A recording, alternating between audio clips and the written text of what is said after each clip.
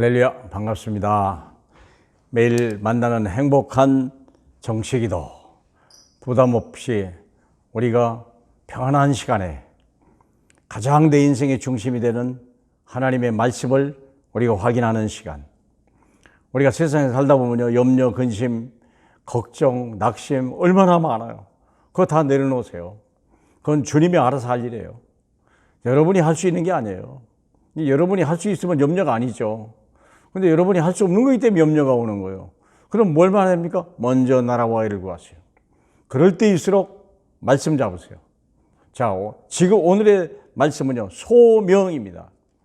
우리는 염려하는 일에 올인하는 사람이 아니라 하나님의 일에 부름받은 사람이요, 소명입니다. 먼저 나라와 의를 구하라. 이 모든 것을 너에게 더하시리라. 사랑하는 여러분, 그러면 수고하는 농부가 저 먹을 걸 먼저 받는 것이 당연한 거예요. 사랑하는 여러분, 우리가 소명을 잃어버리고 천명, 사명, 소명을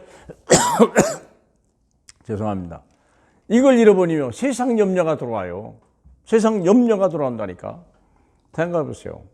자, 엘리야가요, 흉년이 왔는데요, 먹을 것이 없는데, 예전에는 까마귀가 주는데 까마귀가 주는 것 줄 아네요. 그런 염려할 필요 없어요.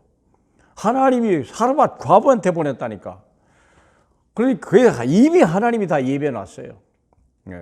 오히려 그 사르밧 과부를 축복하고 하나님의 능력이 나타날 수 있도록 그렇게 부름을 받은 거예요. 우리는 소명입니다. 우리 출애굽기 3장 18절 봅시다. 자, 그들이 내 말을 들으리니 너는 그들의 장로들과 함께 애굽 왕에게 이르기를 히브리 사람의 하나님 여호와께서 우리에게 임하셨은즉 우리가 하나님 여호와께 제사를 드리려 하오니 사흘길쯤 광야로 가도록 하소서 하라. 아멘.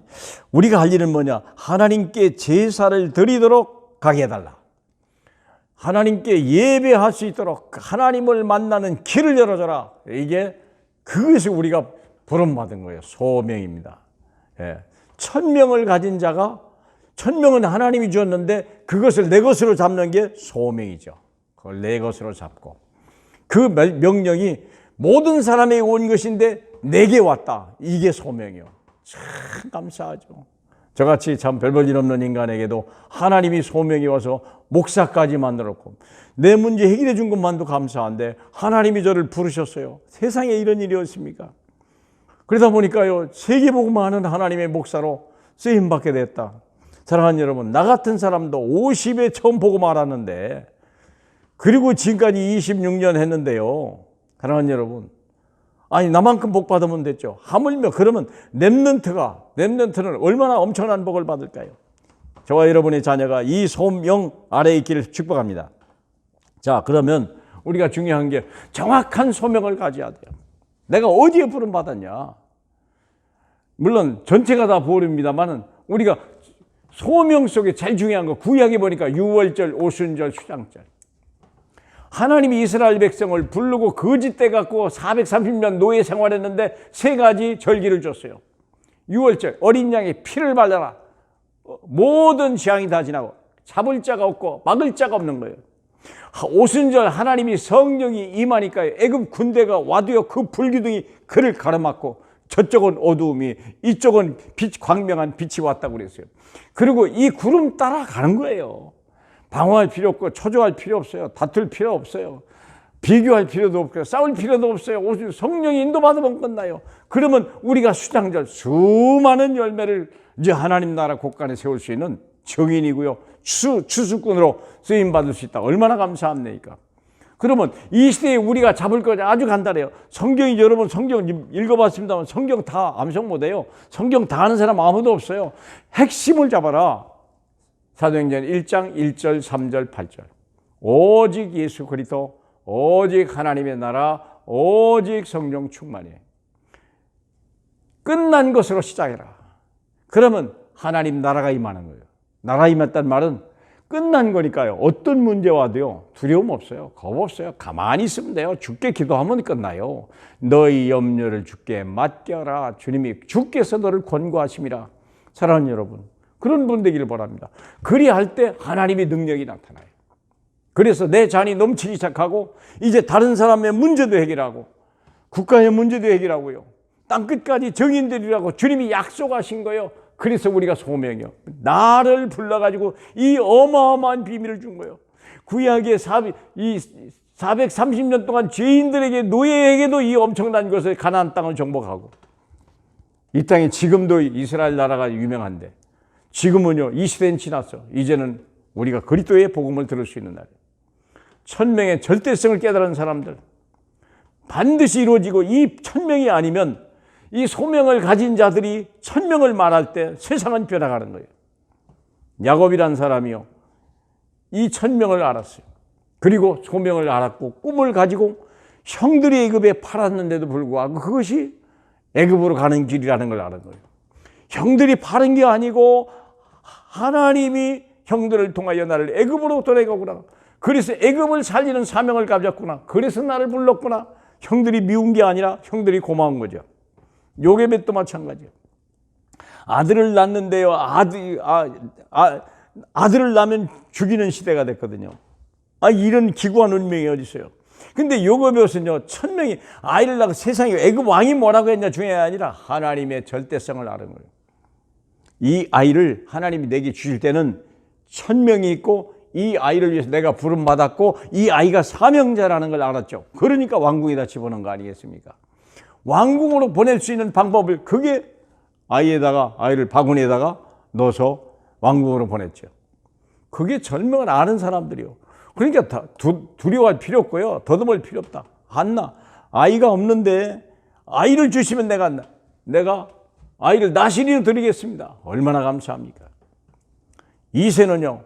아들 7명이 다 전쟁에 갔는데 마지막 아들 이삭까지도 다윗까지도 전쟁터에 보내고 천부장에게 가서 치지를 전해주고 증표를 받아오라. 얼마나 대단합니까? 절대성. 천명을 이길 자 없고 천명을 거절할 자가 없고요. 이 천명을 깨달은 자가 하나님의 소명을 가진 자. 시간표가 있어요. 17세인데요. 30세까지 13년 동안 절대 절망하지 않았어요. 노예로 팔려가고 억울한 일을 당해도 절망하지 않았어요. 소명의 시간표.